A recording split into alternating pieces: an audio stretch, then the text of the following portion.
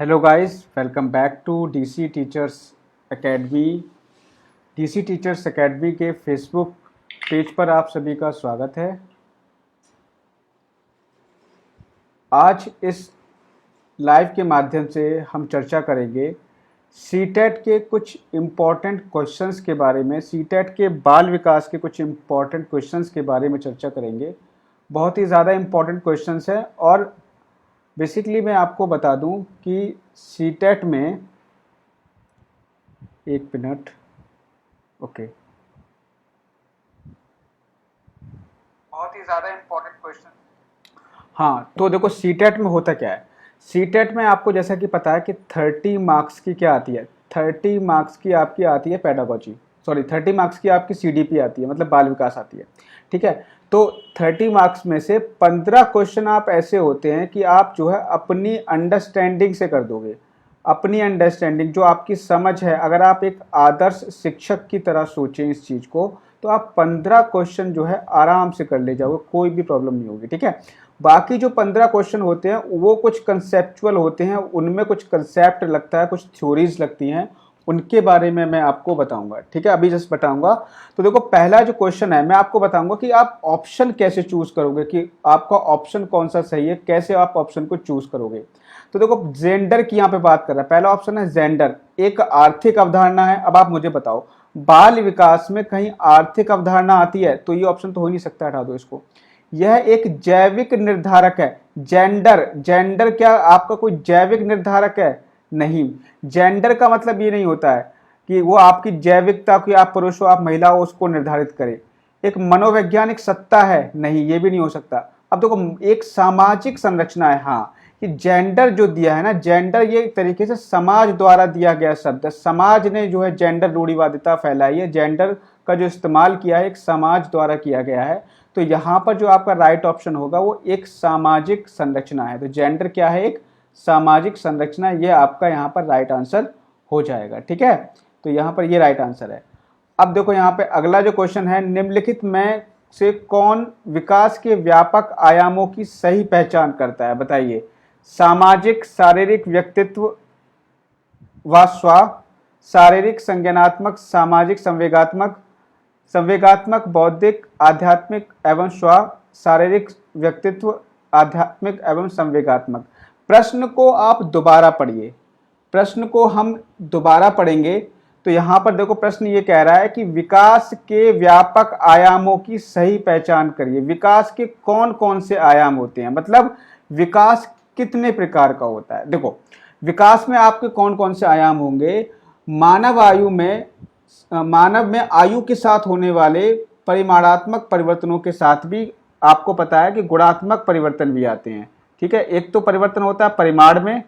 परिमाण का मतलब यह हुआ कि जैसे मान लीजिए आपकी लंबाई पहले कितनी थी? पहले मान लीजिए कि आपकी लंबाई 100 सेंटीमीटर थी। अब धीरे धीरे क्या होती है, आपकी लंबाई बढ़ती जाती है, 130 सेंटीमीटर, 160 सेंटीमीटर, इस तरीके से आगे बढ़ती जाती है आपकी लंबाई। ठीक है, तो ये हो गया आपका परिमाण में परिवर्तन। इसी तरीके से गुणों में परिवर्तन होता है आपके। ठीक है, आपके अंदर परिपक्वता आती है, तो ये सब चीज़ें होती है ना। तो ये जो होता है विकास का जो बेस है वो आपका परिमाण और आपका गुणात्मक परिवर्तन के आधार पर होता है। परिमाण के आधार पर आपका शारीरिक विकास होगा, और आपके अगर गुणों की बात करें तो गुणों के आधार पर आपका संज्ञानात्मक विकास होगा, सामाजिक विकास होगा, संवेगात्मक विकास होगा। तो आपका राइट ऑप्शन नंबर बी सही हो जाएगा। ठीक है, मानव विकास के आयामों को 5 भागों में बांटा गया है। शारीरिक विकास, मानसिक विकास, इसके अलावा नैतिक विकास, संवेगात्मक विकास और सामाजिक विकास। ये चीज ध्यान रखना, 5 भागों में बांटा गया है। ठीक है, अगला देखो, अगला क्वेश्चन है, बुद्धि के बारे में निम्नलिखित कथनों में से कौन सा सही है? आप लोगों के कमेंट नहीं आ रहे, कमेंट करके बताइए कि बुद्धि के बारे में निम्नलिखित में से कौन सा सही है। कमेंट करके बताइए कि बुद्धि के बारे में निम्नलिखित में से कौन सा सही है।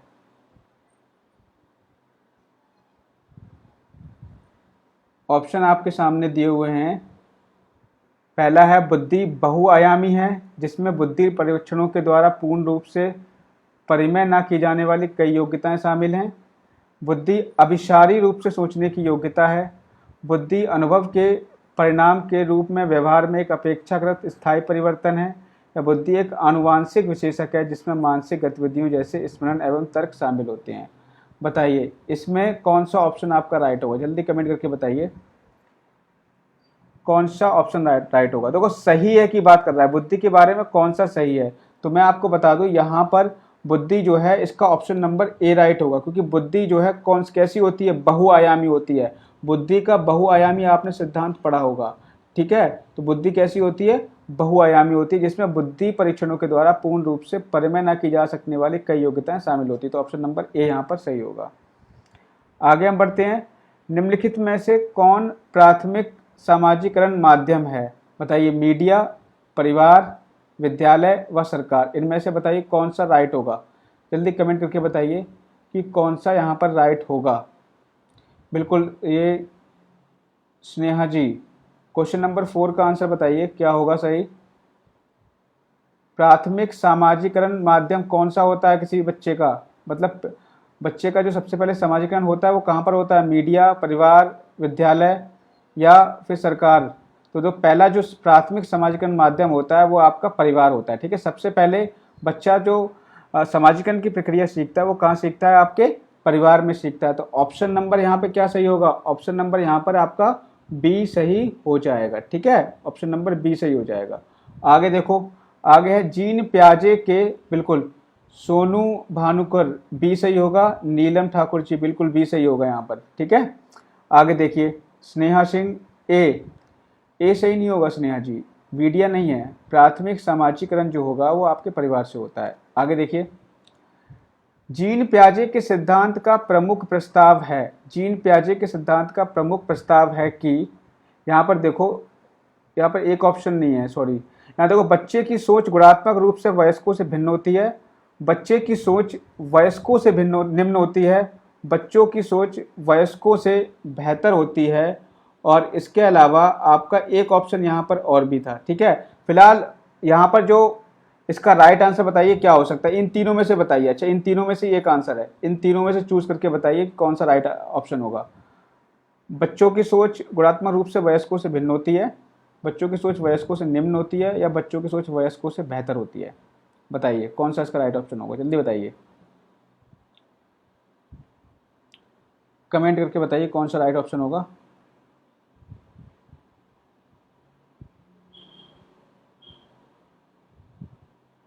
कमेंट आपके बहुत स्लो आ रहे हैं, चलिए ठीक है। यहाँ पर देखिए ए बिल्कुल सही है, सोनू भानुकर जी ने बिल्कुल सही बताया ए। बच्चों की सोच जो होती है वो गुणात्मक रूप से वयस्कों से क्या होती है, भिन्न होती है, ठीक है। ये चीज़ ध्यान रखना, बच्चों की सोच गुणात्मक रूप से वयस्कों से भिन्न होती है। आगे देखो, अगला जो क्वेश्चन है, निम्नलिखित में से कौन सा पूर्व क्रियात्मक अवस्था काल के बच्चे को विशेषित करता है। मतलब पूर्व क्रियात्मक अवस्था की बात की जा रही है, पूर्व क्रियात्मक अवस्था, तो इसकी विशेषता क्या होती है, विचारों की अनुत्क्रमणीयता, वर्तुल प्रतिक्रिया, लक्ष्य निर्देशित व्यवहार, या विलंबित अनुकरण। बताइए कौन सा यहाँ पर राइट ऑप्शन होगा।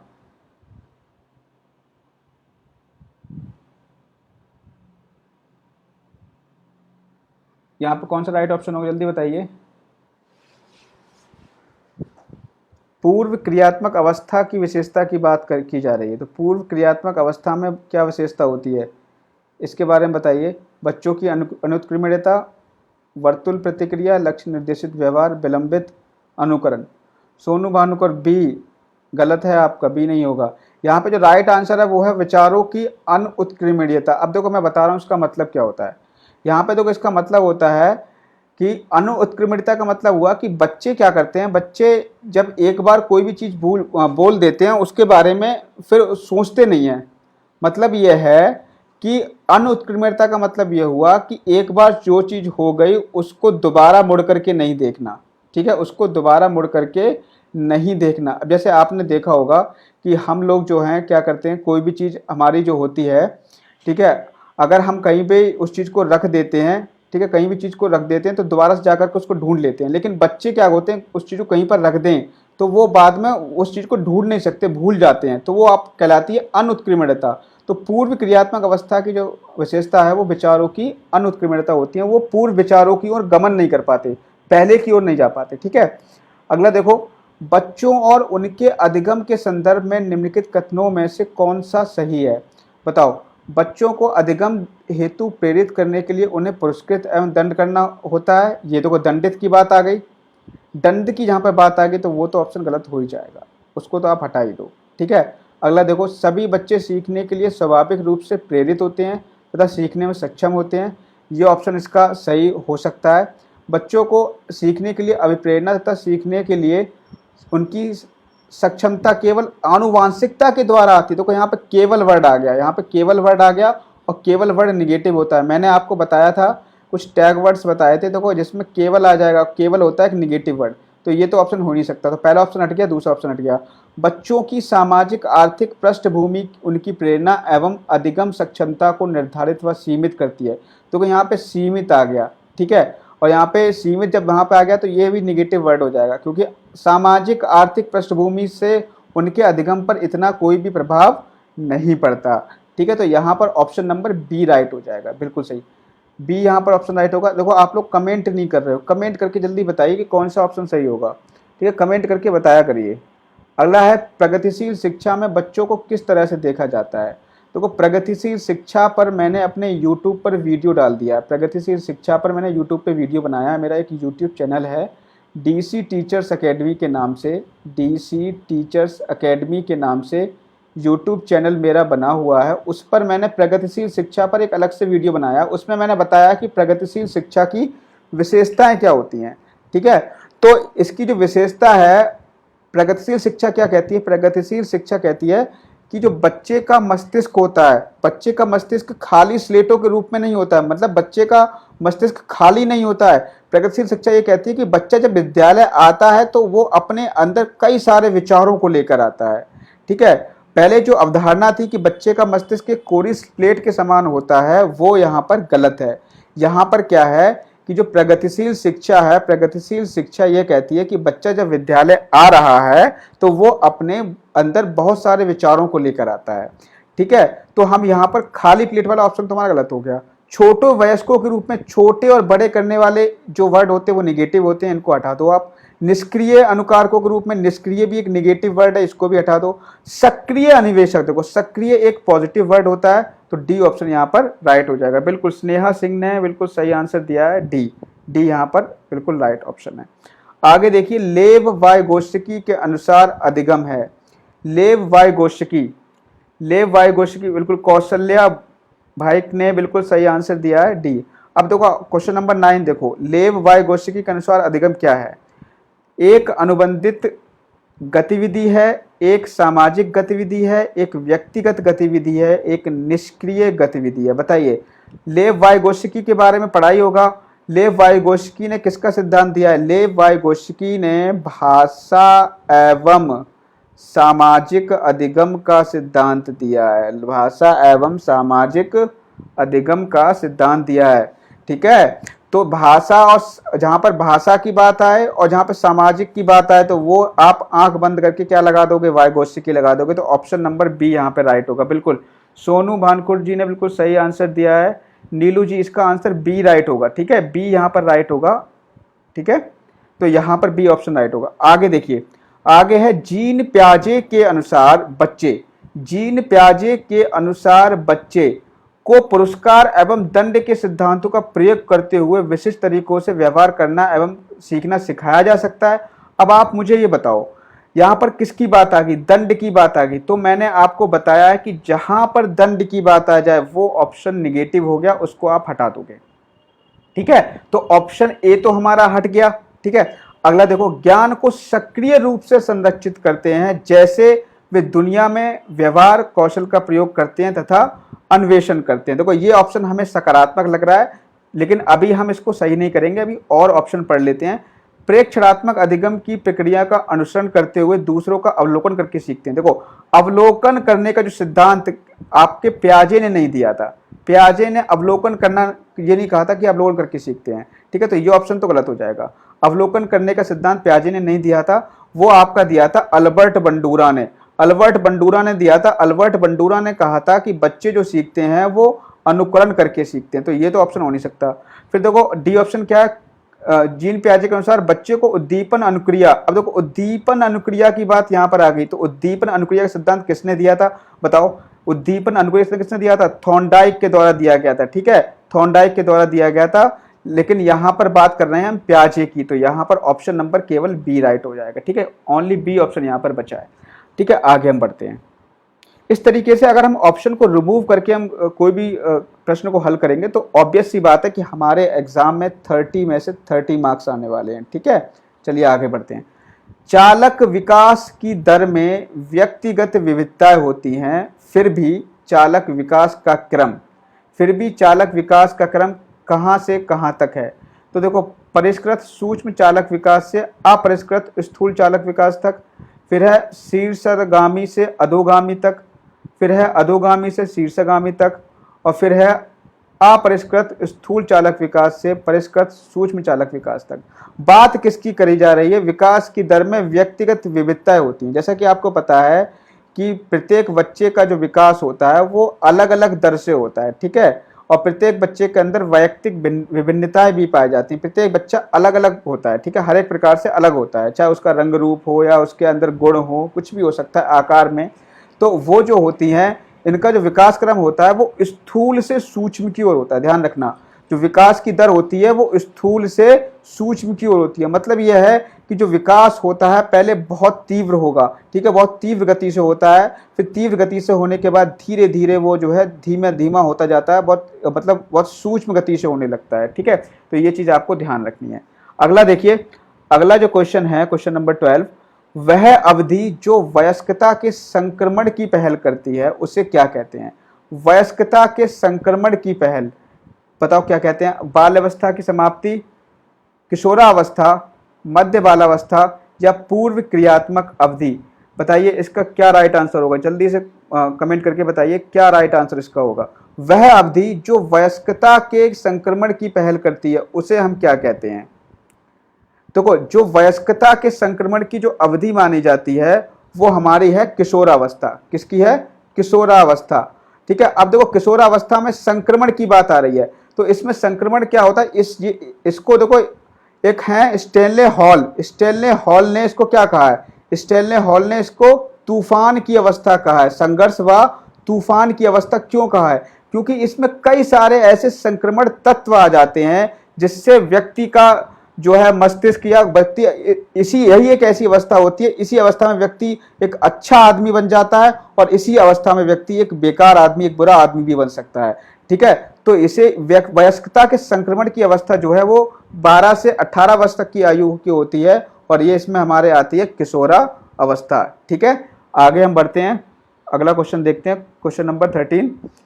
निम्नलिखित में से कौन सा स्तंभ का के बच्चों को स्तंभ खा में उनकी प्राथमिक विशेषताओं को सही मिलान को प्रस्तुत करता है। अब देखो यहाँ पर स्तंभ का यहाँ पर दे रखा है और स्तंभ खा यहाँ पर दे रखा है। आपको यहाँ पर बताना है कि कौन सा किससे सही मिलान है, किसका सही मिलान है। तो यहाँ पर देखो प्रतिभाशाली, प्रतिभाशाली का इससे किसमें मिलान होगा, धारा प्रवाह पढ़ने में कमी है। अब देखो प्रतिभाशाली कोई होगा तो धारा प्रवाह पढ़ने में कमी तो नहीं होगी, ठीक है। मूल समाधानों के बारे में सोच सकता है, और इसके बारे में देखो आसानी से विचलित होने की आदत है, या फिर शीघ्रता से एवं स्वतंत्र रूप से सीखने की जो योग्यता होती है। तो प्रतिभाशाली का जो होगा ऑप्शन डी होगा, ठीक है। प्रतिभाशाली जो बच्चे होते हैं उनमें शीघ्रता से एवं स्वतंत्र रूप से सीखने की क्या होती है, योग्यता होती है, ठीक है। तो ए का क्या हो गया, यहाँ पे डी हो गया। तो यहाँ पर देखो पहले का डी हो गया। आगे देखो अधिगम अशक्तता। अधिगम अशक्तता क्या करती है, अधिगम अशक्तता आपकी क्या करेगी, धारा प्रवाह पढ़ने में क्या होगी, आपकी कमी होगी, धारा प्रवाह पढ़ने में कमी। अब देखो पहले का क्या हो गया, पहले का आपका हो गया डी, दूसरे का क्या हो जाएगा ए, दूसरे का ए। तो देखो पहले का डी किसमें मिल रहा है, थर्ड में मिल रहा है, दूसरे का ए भी थर्ड में मिल रहा है। तो आपका ऑप्शन नंबर सी यहाँ पर राइट हो जाएगा। सृजनात्मक का और देख लो, सृजनात्मक का मतलब होता है मूल समाधानों के बारे में सोच सकता है। मतलब यह है सृजनात्मकता का मतलब होता है कि किसी भी समस्या का समाधान एक नवीन तरीके से करना, ठीक है। किसी भी समस्या बिल्कुल समीर खान बिल्कुल सी इसका राइट आंसर होगा। रमेश कौशल सी राइट आंसर होगा बिल्कुल। देखो आप एक चीज ध्यान रखिए, एक चैनल है मेरा डीसी टीचर्स एकेडमी के नाम से। डीसी टीचर्स एकेडमी को जब आप यूट्यूब में जाकर के सर्च करेंगे, डीसी टीचर्स एकेडमी में आपको यहाँ पर इसका क्लियर नाम लिख दे रहा हूँ, यहाँ पर DC teachers academy, DC teachers academy YouTube पर जाकर के सर्च करना, उसको प्लीज सब्सक्राइब कर दीजिए, मुझे इतना सपोर्ट कर दीजिए। रोज मैं लाइव क्लास आपकी यूट्यूब पर लेके आया करूंगा, ठीक है। रोज लाइव क्लास मेरी रहेगी, 3 बजे लाइव क्लास रहेगी, ठीक है। 3 बजे आपकी लाइव क्लास रहा करेगी रोज, तो आप उसको सब्सक्राइब जरूर कर दीजिए, ठीक है। तो चलिए, इसका ऑप्शन नंबर कितना हो गया? सी हो गया। और इसके अलावा ध्यान रखिए, डीसी टीचर्स एकेडमी का जो पेज बना हुआ है उसको फॉलो कर लीजिए, उसको भी फॉलो कर लीजिए। चलिए आगे बढ़ते हैं।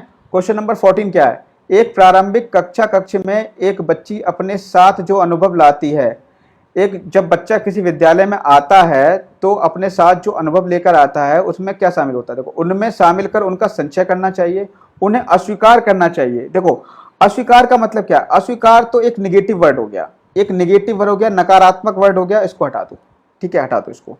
आगे देखो, उसकी उपेक्षा, उपेक्षा भी एक क्या हो गया? एक निगेटिव वर्ड हो गया, ठीक है, निगेटिव वर्ड हो गया, हटा दो। देखो ऑप्शन छांट रहा हूं मैं, कोई इसमें ये बताओ, अच्छा ये बताओ, कभी ये क्वेश्चन आपने ये पढ़ा था? कभी आपने सिलेबस में पढ़ा ये क्वेश्चन? नहीं। अपने दिमाग से करना है, अपनी अंडरस्टैंडिंग से करना है, सब कुछ अपनी अंडरस्टैंडिंग से करना है। मतलब कुछ ही क्वेश्चन ऐसे होते हैं जो आपकी थ्योरी से आते हैं, वरना सभी क्वेश्चन जो है आपके अलग हो जाते हैं। अब देखो, उस पर ध्यान नहीं देना चाहिए भाई, ध्यान नहीं देना भी निगेटिव हो गया, तो ऑप्शन नंबर यहाँ पर ए करेक्ट होगा। बिल्कुल समर खान बिल्कुल सही बता रहे हैं, रमेश कौशल जी बिल्कुल सही आंसर है आपका। तो देखो, कुछ क्वेश्चन आपके अंडरस्टैंडिंग से हो जाते हैं। मैंने देखा लोगों के 30 में से 30 नंबर इसमें आते हैं बाल विकास में, ठीक है। मैं मानता हूँ, अगर मान लो आपके 2 से 3 नंबर कम भी हो जाए तो कम से कम एटलीस्ट आपके 30 में से मैं ये मान के चल रहा हूँ 27, 28 कहीं नहीं गए, अगर आप प्रीवियस ईयर क्वेश्चन की प्रैक्टिस कर लेते हो तो। आगे बढ़ते हैं, चलिए। अनु सिंह ने बिल्कुल सही आंसर दिया है, सोमेन घोष ने भी बिल्कुल सही आंसर दिया। आगे बढ़ते हैं। देखो, एक बच्चा तर्क प्रस्तुत करता है, एक बच्चा तर्क प्रस्तुत करता है कि हिंज को दवाई की चोरी नहीं करनी चाहिए। वह दवाई जो उसकी पत्नी की जान बचाने के लिए जरूरी है, क्योंकि यदि वह ऐसा करता है तो वह पकड़ा जाएगा और जेल भेज दिया जाएगा। कोलबर्ग के अनुसार बच्चा नैतिक समझ की किस अवस्था के अंतर्गत आता है? अब देखो, बात यह आ गई कि कोलबर्ग, अब कोलबर्ग के बारे में बात करें तो कोलबर्ग ने नैतिक विकास का सिद्धांत दिया था। और कोलबर्ग को अगर आपको डिटेल में पढ़ना है ना, डिटेल में, तो मैंने एक यूट्यूब पर अपने वीडियो डाल रखा है, अगर आपने वो वीडियो देख लिया तो मैं आपसे ये कह रहा हूं कि कभी भी आपको लाइफ में नैतिक विकास के सिद्धांत को पढ़ने की जरूरत नहीं पड़ेगी। आप जाकर के डीसी टीचर्स एकेडमी पे ये आप मेरे जाना CDP फॉर सीटेट के लिए, बाल विकास फॉर सीटेट वाले प्लेलिस्ट में जाना, उसमें नैतिक विकास के सिद्धांत का मैंने वीडियो डाला है कोलबर्ग के अनुसार, ठीक है। तो वो बहुत ही अच्छा वीडियो है, उसमें मैंने सब चीज समझाई है। अब देखो, मैं ये वाला क्वेश्चन आपको कब समझ में आएगा? ये क्वेश्चन आपको समझ में आएगा जब आपको इसकी कहानी पता होगी, हिंज की कहानी पता होगी। तो वो कहानी मैंने कहाँ बताई है? वो कहानी मैंने बताई है अपने वीडियो में, ठीक है। वो वीडियो में बताई है, आप जाकर के यूट्यूब पर सर्च करना, मेरा वीडियो यूट्यूब पर मिल जाएगा ये, ठीक है, नैतिक विकास सिद्धांत का। अब देखो, यहाँ पर इसका ऑप्शन होगा ऑप्शन नंबर डी। देखो, इसमें इन्होंने क्या कहा है कि ये दंड एवं आज्ञा पालन अभिविन्यास। यहाँ पर देखो, महेश आनंद जी गलत है आपका आंसर, समीर खान बिल्कुल सही है, डी इसका ऑप्शन होगा। अब मैं बता रहा हूँ क्यों होगा। देखो, इसलिए होगा, अब देखो ये बताओ, जब कोई भी व्यक्ति चोरी करेगा, जब कोई भी व्यक्ति चोरी करेगा तो होगा क्या? जब चोरी करेगा तो वो भाई ऑब्वियस सी बात है कि वो उसको दंड मिलेगा। क्या मिलेगा? दंड मिलेगा, ठीक है। अब जो छोटे बच्चे होते हैं, जब बच्चा छोटा होता है ना, जब बच्चा छोटा होता है, जो छोटे बच्चे होते हैं ना, वो केवल क्या समझते हैं? वो दंड और आज्ञा पालन की भाषा को समझते हैं। वो ये समझते हैं कि अगर हम बड़ों का कहना मानेंगे, अगर हम बड़ों का कहना मानेंगे तो हमें क्या मिलेगा? हमें पुरस्कार मिलेगा। अगर हम बड़ों का कहना नहीं मानेंगे तो हमें दंड मिलेगा। मतलब समाज में इस समाज में जो चीज सही है, अगर उस कार्य को कर रहे हैं हम, तो हमें पुरस्कार मिलेगा। और समाज में जो चीज गलत है, उस काम को अगर हम करेंगे तो हमें क्या मिलेगा? दंड मिलेगा। समाज ने जो अपने नियम बना दिए, उन्हीं नियम को फॉलो करता है बच्चा। किस अवस्था में? बच्चा दंड व आज्ञा पालन अवस्था में इसको फॉलो करता है। अब यहां पर इस सवाल में क्या कह रहा है कि हिंज को दवाई चोरी नहीं करनी चाहिए, नहीं करनी चाहिए, क्योंकि ऐसा करता है तो पकड़ा जाएगा। तो ये किस अवस्था में होता है? ये दंड व आज्ञापालन अवस्था में होता है। बाकी इसकी और भी अवस्थाएं हैं, वो जाकर के मेरे YouTube वीडियो पर आप जाकर के देख सकते हो। ठीक है, बिल्कुल जी भाई, और लोग कमेंट नहीं कर रहे हैं बिल्कुल भी। चलिए देखो, मौखिक संवाद जो अपने आप से करते हैं बच्चे, जो मौखिक संवाद जो अपने आप से करते हैं, लेव वाइगोत्स्की क्या कहते हैं? अब लेव वाइगोत्स्की के बारे में बात करें हम, तो लेव वाइगोत्स्की का भी वीडियो मैंने अपने यूट्यूब चैनल पर डाल रखा है। यूट्यूब पे मेरे सारे जो भी इंपॉर्टेंट मनोवैज्ञानिक हैं आपके बाल विकास के लिए, सब पड़े हुए हैं। ठीक है, सारे पड़े हुए हैं, आप जाकर के सर्च करिए उसको। ठीक है, अब देखो यहां पर यह है कि लेव वाइगोत्स्की इसको क्या कहते हैं। अब देखो, लेव वाइगोत्स्की ने क्या दिया था? सामाजिक अधिगम का सिद्धांत दिया था, सामाजिक विकास के अधिगम का सिद्धांत दिया था।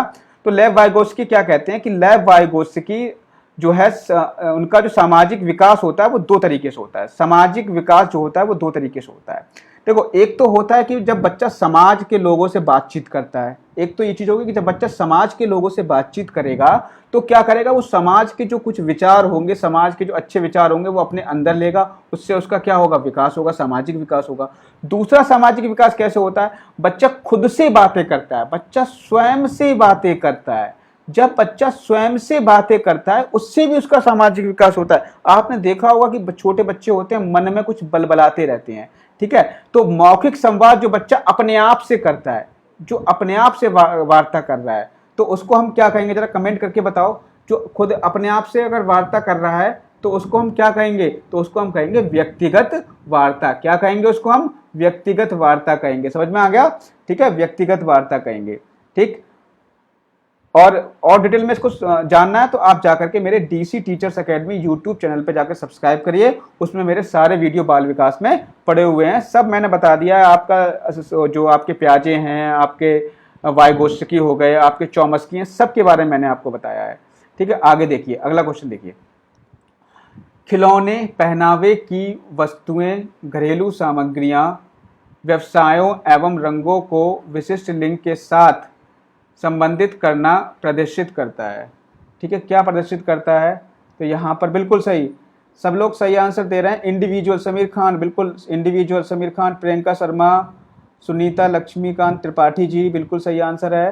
ठीक है, रावजीत परमार बी नहीं होगा उसका। ठीक है, सी ऑप्शन होगा, व्यक्तिगत वार्ता। अब आगे आ जाओ, आगे यहाँ पर देखो, खिलौने, पहनावे की वस्तुएं, घरेलू सामग्रियां, व्यवसायों एवं रंगों को विशिष्ट लिंग के साथ संबंधित करना क्या कहलाता है?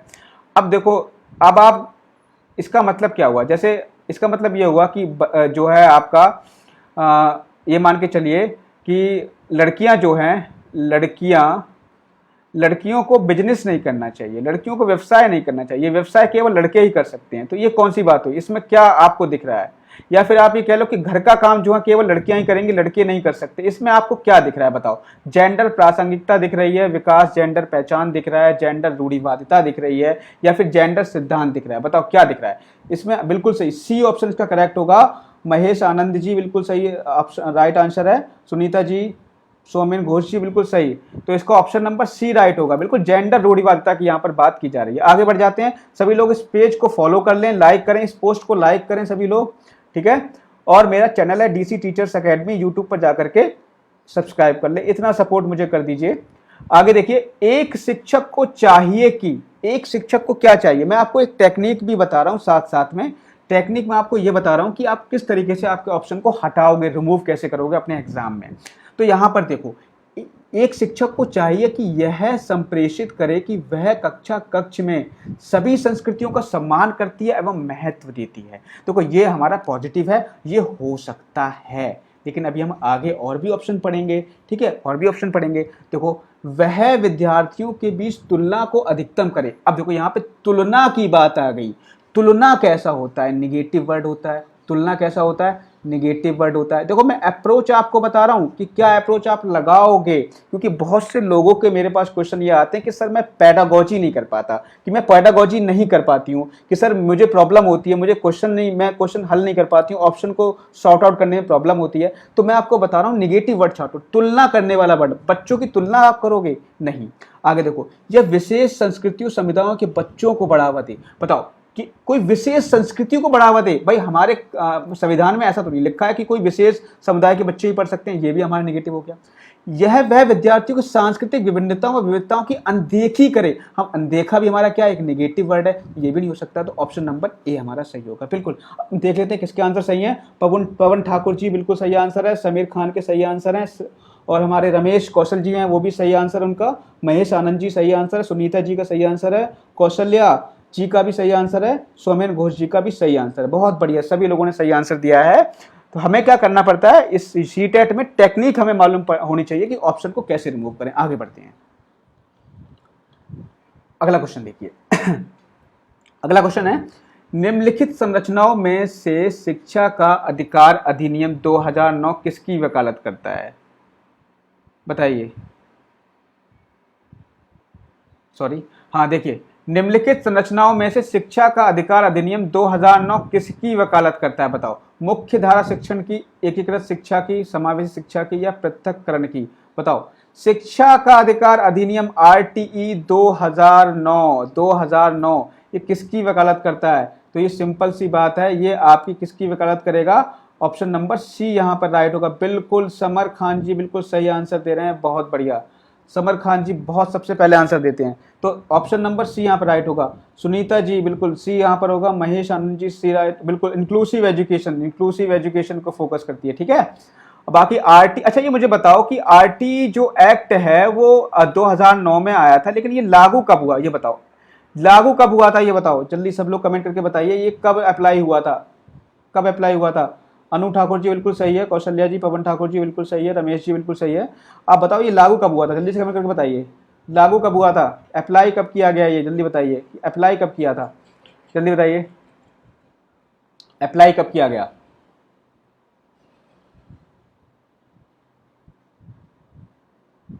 अप्लाई कब किया गया था, जल्दी बताइए इसको।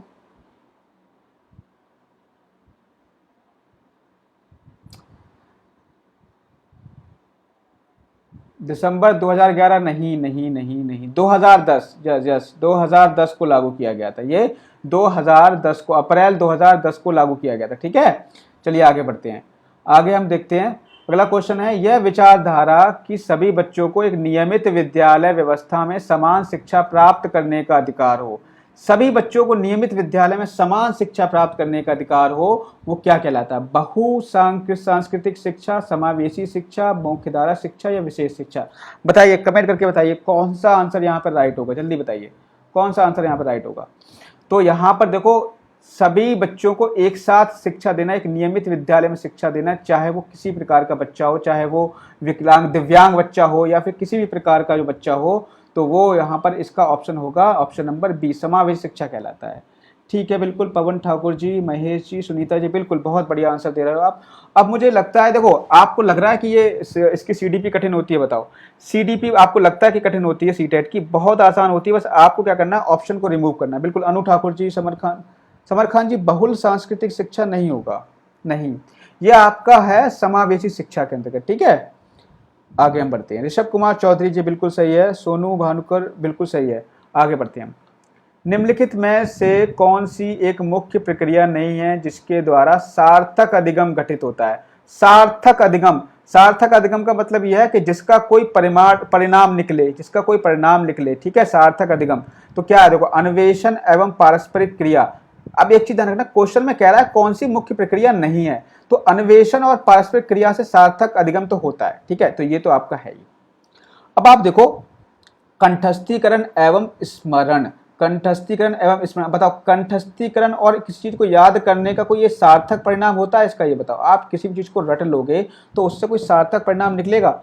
बताओ भाई, मुझे बताओ कि याद करने से, रटने से कोई परिणाम निकलता है उसका? नहीं। तो ऑप्शन नंबर बी ही हमारा गलत है, और यही ऑप्शन हमारा सही हो जाएगा। क्यों? क्योंकि हमारा इसमें ये पूछ रहा है कि कौन सा ऑप्शन सही नहीं है, ठीक है। सभी लोग एक बार शेयर जरूर कर दो, इस चीज को शेयर तो कर दिया करो, शेयर कर दो, लाइक करो इस पोस्ट को, और जो भी मेरा जो फेसबुक पेज है डीसी टीचर्स अकेडमी, उसको फॉलो कर लीजिए। सभी लोग फॉलो कर लीजिए। बिल्कुल सभी लोग सही आंसर दे रहे हैं। महेश आनंद जी, समीर खान जी, समर खान जी, बिल्कुल पवन ठाकुर जी सही दे रहे हैं। रावजीत परमार, बिल्कुल सही आंसर है बिल्कुल आपका। बस आप लोग पोस्ट को लाइक करिए, शेयर करिए ग्रुप में, जिस भी ग्रुप में आप ऐड हो आप एक बार शेयर कर दीजिए। अनु ठाकुर जी, बिल्कुल सही आंसर है आपका, बिल्कुल सही आंसर है। देखिए आपके लिए रोज मैं इस तरह के क्वेश्चन लेके आऊंगा और आपके अंदर जो बाल विकास का भय आपके अंदर बैठा हुआ है उसको निकालने की मैं पूरी कोशिश करूंगा अपनी तरफ से, क्योंकि बाल विकास अगर सीटेट की हम बात करें तो कुछ भी नहीं है, कुछ भी नहीं है। सीटेट में बहुत आसान आता है। देखो बस आपको ऑप्शन को रिमूव करना आना चाहिए कि ऑप्शन को रिमूव कैसे करें, कुछ टैग वर्ड होते हैं उनको हम कैसे हटाएं। चलिए हम आगे अगले क्वेश्चन की तरफ पढ़ते हैं। चलिए अगला क्वेश्चन क्या है, देखिए हमारा, बच्चों को कक्षा में प्रश्न पूछने से रोकना चाहिए, बताओ। रोकोगे आप, बताओ, गलत हो गया, निगेटिव हो गया, ठीक है आगे बढ़ो। पूछने के लिए प्रेरित करना चाहिए, हाँ ये ऑप्शन हो सकता है, लेकिन अभी हम इसको करेक्ट नहीं करेंगे जब तक हम चारों ऑप्शन नहीं पढ़ लेंगे। चारों ऑप्शन जब तक नहीं पढ़ लेंगे तब तक इसको करेक्ट नहीं करेंगे। आगे देखो, पूछने के लिए हतोत्साहित करना चाहिए, पूछने के लिए हतोत्साहित करना चाहिए, बताओ।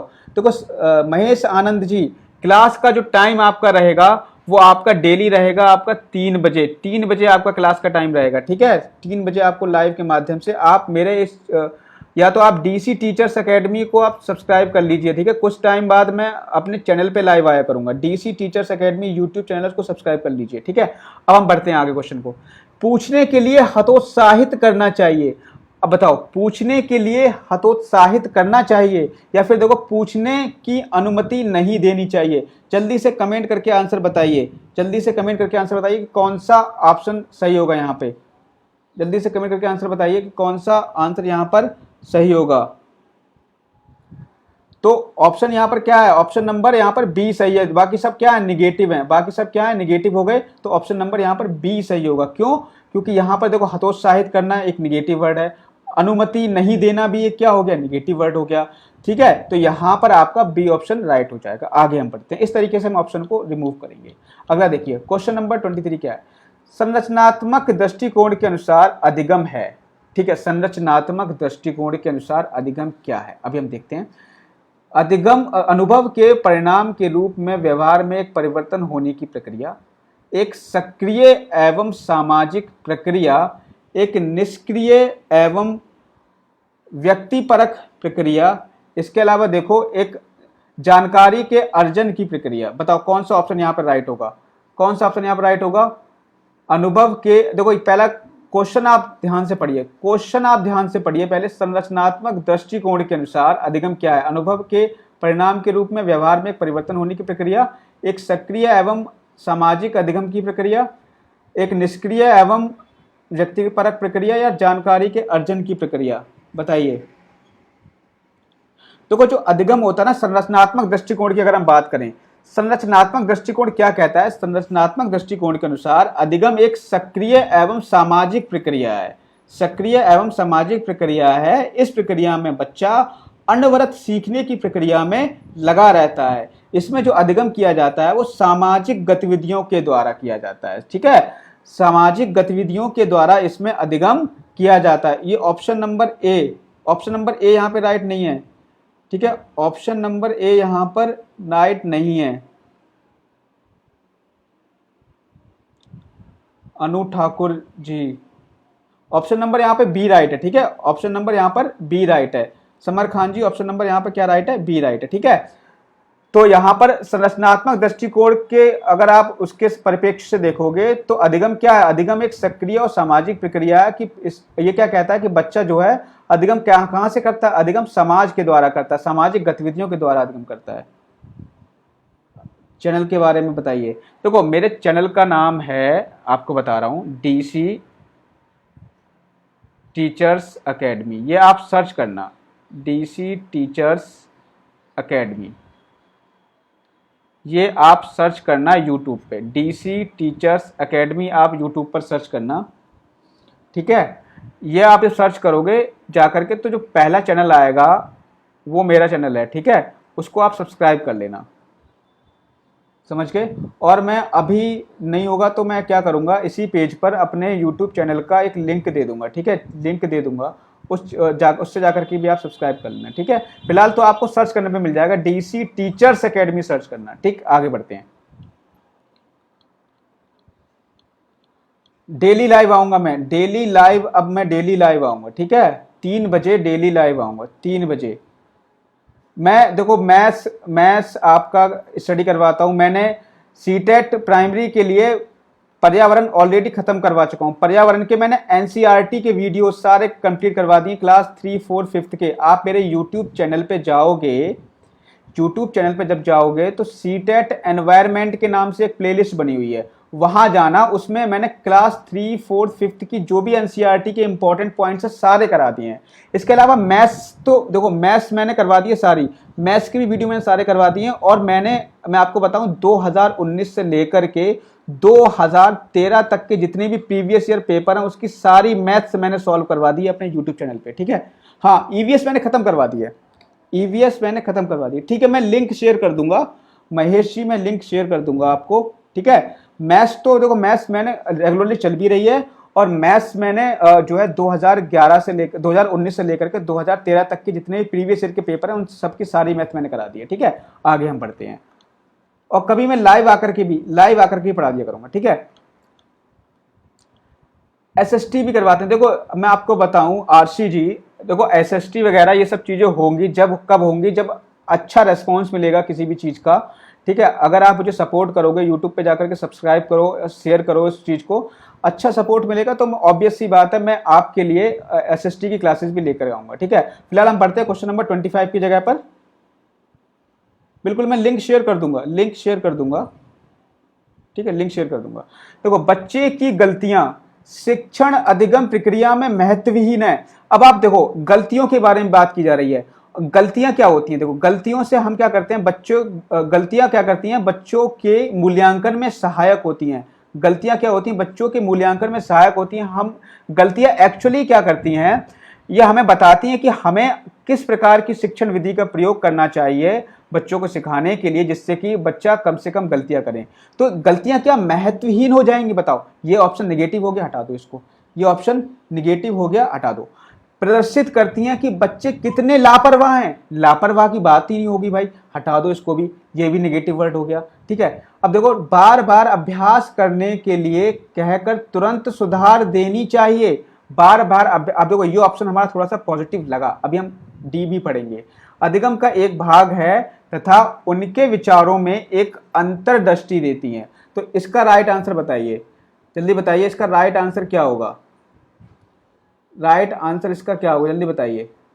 अधिगम का एक भाग है तथा उनके विचारों को एक अंतर्दृष्टि देती हैं। तो यहाँ पे देखो बार बार अभ्यास करने के लिए कहकर तुरंत सुधार देनी चाहिए। अब देखो बार बार अभ्यास करना, और एक ऑप्शन बचा है आपका अधिगम का एक भाग तथा उनके विचारों में एक अंतर्दृष्टि देती है।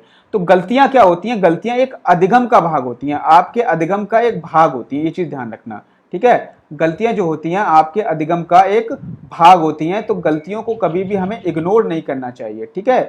चलो हम आगे बढ़ते हैं अगले प्रश्न की तरफ।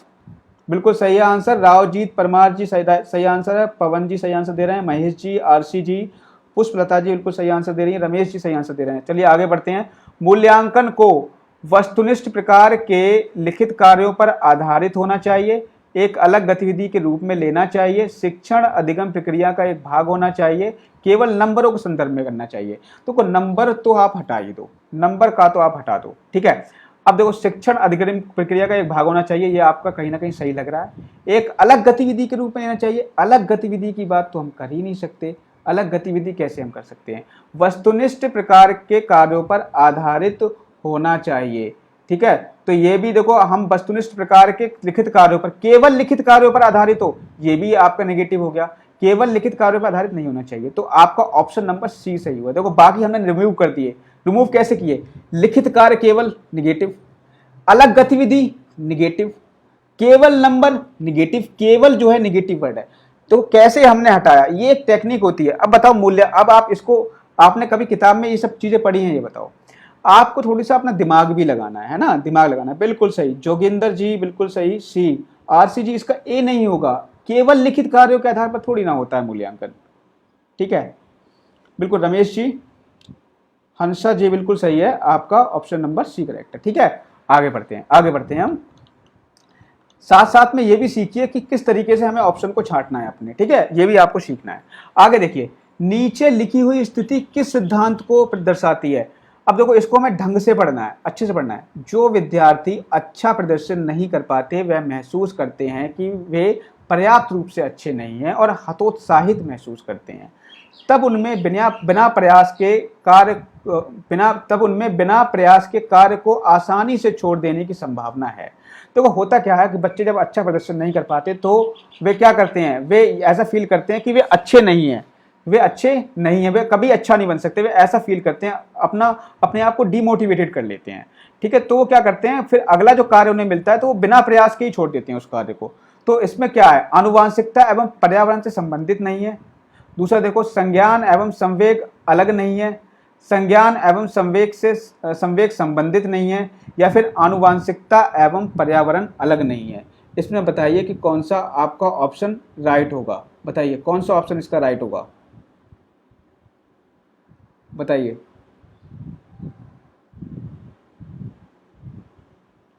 जल्दी बताइए कि कौन सा ऑप्शन इसका राइट होगा।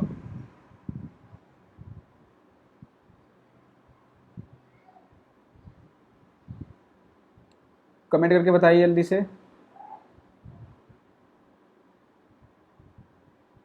तो देखो यहां पर जो क्या है, यहां पर उनका संज्ञान एवं संवेग अलग नहीं है। इनके संज्ञान और जो संवेग जो होते हैं इनके क्या होते हैं, वो अलग नहीं होते हैं। ठीक है, संज्ञान और संवेग इनके क्या नहीं होते हैं, अलग नहीं होते हैं। यही आपका ऑप्शन यहां पर करेक्ट हो जाएगा, संज्ञान और संवेग अलग नहीं होते हैं, तभी वहां पर ये इस तरीके की उनके सामने समस्या आती है। ठीक, आगे हम बढ़ जाते हैं। आरसी जी, सी ऑप्शन नहीं है।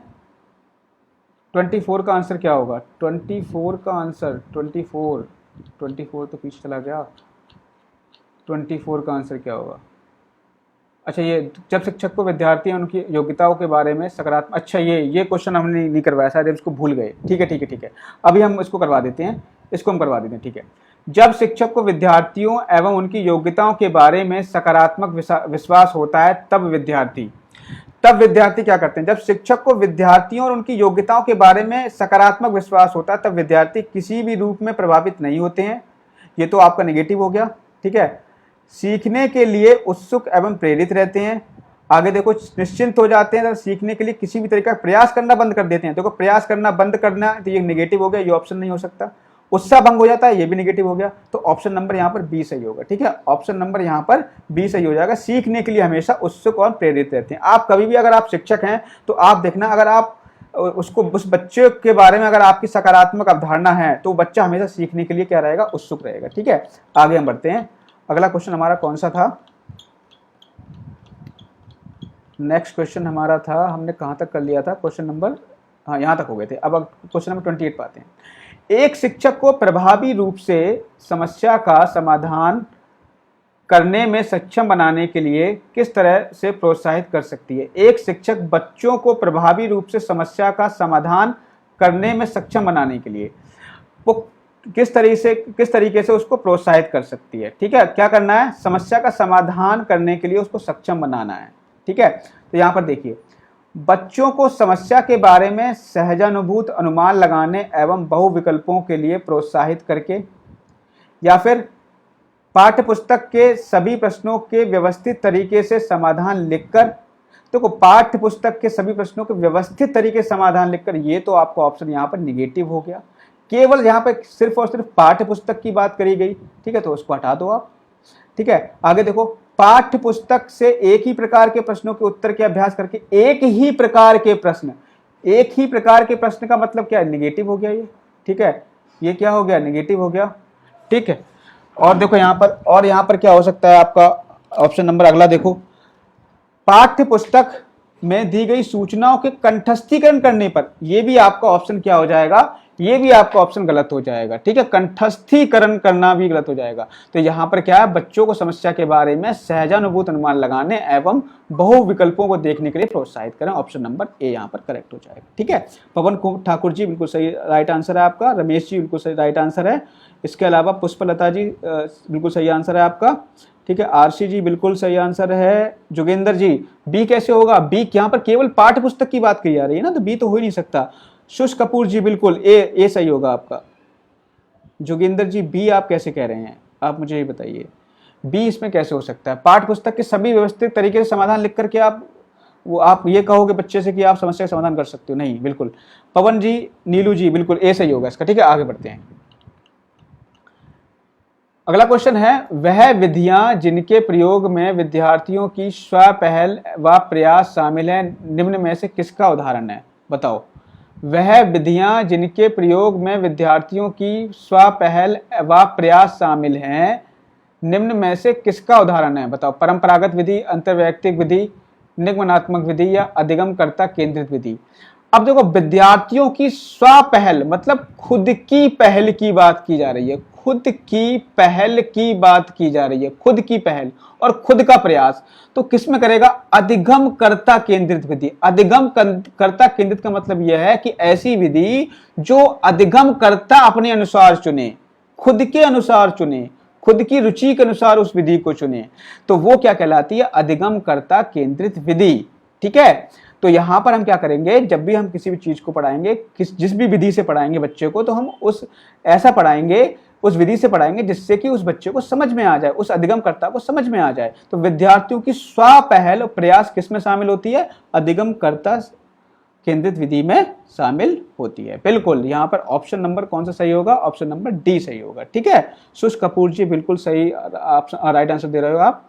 ठीक है, तो आज यहाँ पर इतने ही क्वेश्चन थे आपके, लगभग 30 क्वेश्चन मैंने यहाँ पे करा दिए हैं। क्वेश्चन नंबर 29 है, हो सकता है कि एक आध क्वेश्चन पे मैंने नंबर नहीं डाला हो, तो लगभग आपके 30 क्वेश्चन मैंने आज यहाँ पर करा दिए। ठीक है, आपको करना क्या है, बस आप इस पेज को फॉलो कर लीजिए, पेज को लाइक और फॉलो करिए। इसके अलावा मुझे यूट्यूब पर जा करके, यूट्यूब पर चैनल बना हुआ है DC टीचर्स अकेडमी के नाम से, DCTEACHERS टीचर्स अकेडमी के नाम सर्च करोगे, ACADEMY।